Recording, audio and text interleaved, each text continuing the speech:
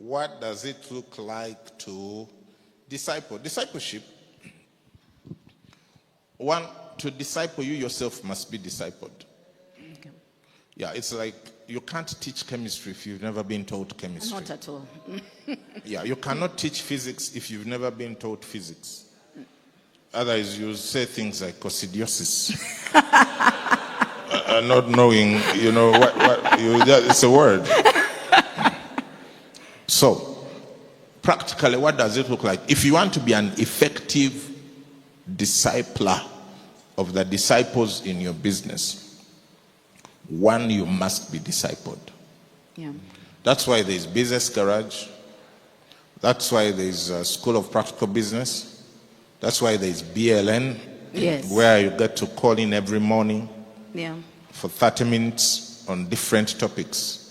So to teach, disciple is to teach. Yes. But you can't teach what you are not taught. Taught.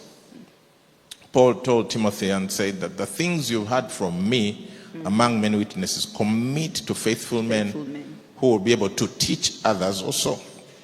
Where are you able to commit? Because you've heard the things from someone else. Yeah.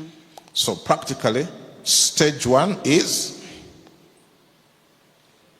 Be discipled. be discipled, be taught. Yeah. It's all the people who refused to go to school didn't amount to much. It's not a very smart thing to say, me, I can't be taught. Yeah, it's not a very smart thing to say or to do. That say I'm self-taught. Yeah, I'm self-taught. Yeah. You see, when you're self-taught, you end up with very little things which you think are big. Wow. So one, you get taught. Two, you teach what you know. Yeah, there's nothing like first graduate with a doctorate in business divinity and the correlation between Abraham and Melchizedek and all in between before you can teach. So you receive what you're being taught and you teach it, and you should teach it as soon as possible. While you can still remember some things. Yeah. Yeah, most people don't grow because they don't teach what they've been taught.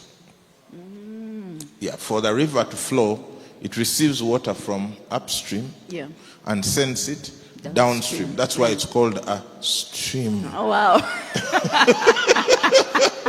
There is a flow. Yes. Once there is no flow, it's not a river, it's not a stream. That's a pond.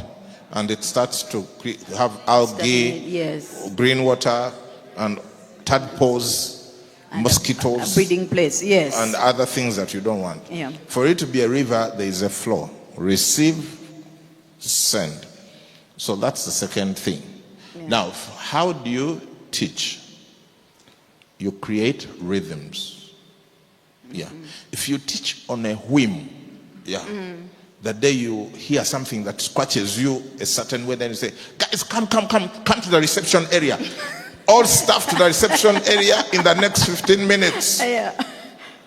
They even come thinking either they've got such a big contract that it's time for celebration, or there's a problem, they are going to fire Someone people. Is getting fired. Yeah. Or it is there, I want to teach you something. You must have predictable patterns.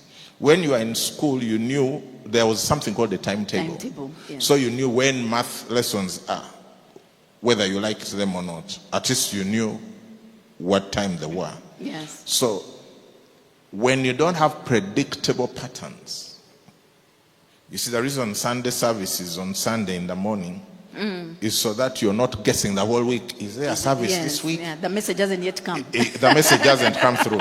Is it on Sunday? Is it going to be on Monday? And then you get a message, Tuesday 3 p.m. That's the service of the week.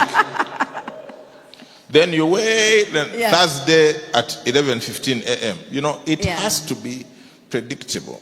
Create a learning pattern in your company. Learning companies do much better than companies that don't have a learning culture. Yes. So create a predictable pattern of learning. Everyone should know on Thursday at 2 p.m. or 3 p.m., whatever, there's always room for learning. to learn. Yeah. So I could just end on those three things so there are not too many. Yes. Yeah, practically, what does it look like? Be taught, Yes. teach, and while teaching, have a predictable pattern. Pattern.